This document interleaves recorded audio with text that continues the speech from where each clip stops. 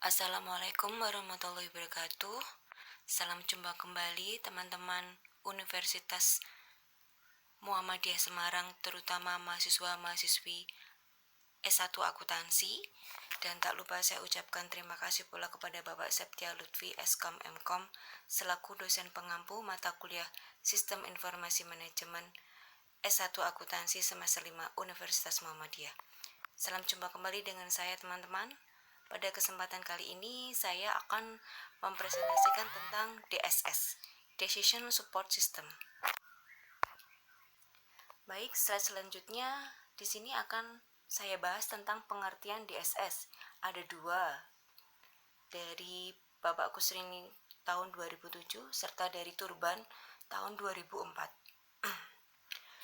Pengertian pertama dari Kusrini, sistem pendukung keputusan atau DSS secara umum didefinisikan sebagai sebuah sistem yang mampu memberikan kemampuan pemecahan maupun penanganan massa dengan kondisi semi terstruktur dan tidak terstruktur, di mana dua tak seorang pun tahu secara pasti bagaimana keputusan itu seharusnya dibuat. Sedangkan dari Turban, yaitu sistem pendukung keputusan dapat memberikan dukungan dalam membuat keputusan dalam semua tingkatan level manajemen, baik individual maupun grup, terutama dalam situasi semi terstruktur dan tidak terstruktur, membawa kepada keputusan bersama dan informasi yang objektif. Next, pada slide ketiga, di sini ada tujuan dari DSS. Tujuan DSS menurut Turban yaitu 1. Membantu manajer membuat keputusan untuk memecahkan masalah yang sepenuhnya terstruktur dan tidak terstruktur. 2. Mendukung penilaian manajer, bukan mencoba menggantikannya. 3. Meningkatkan efektivitas pengambilan keputusan manajer daripada efisiensinya. Sedangkan tujuan utama sistem pendukung keputusan bukanlah proses pengambilan keputusan seefisien mungkin, tetapi seefektif mungkin. Next, pada slide selanjutnya di sini ada metode Simple Average Weight atau SAW.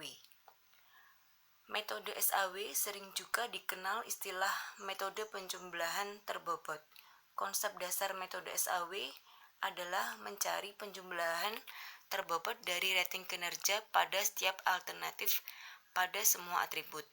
Metode SAW membutuhkan proses normalisasi matriks keputusan ke suatu skala yang dapat diperbandingkan dengan semua rating alternatif yang ada.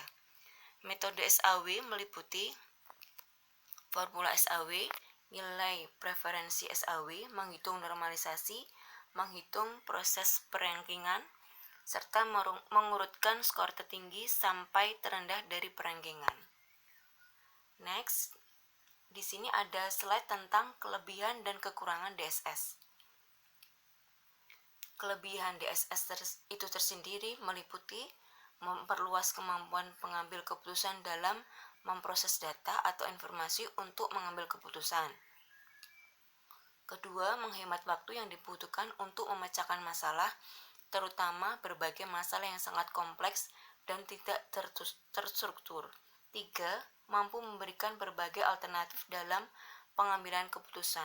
Meskipun seandainya DSS tidak mampu memecahkan masalah yang dihadapi oleh pengambil keputusan, namun dapat digunakan sebagai stimulan dalam memahami persoalan. 4. Memperkuat keyakinan pengambil keputusan terhadap keputusan yang diambilnya. 5. Memberikan keuntungan kompetitif bagi organisasi secara keseluruh dengan penghematan waktu dan tenaga.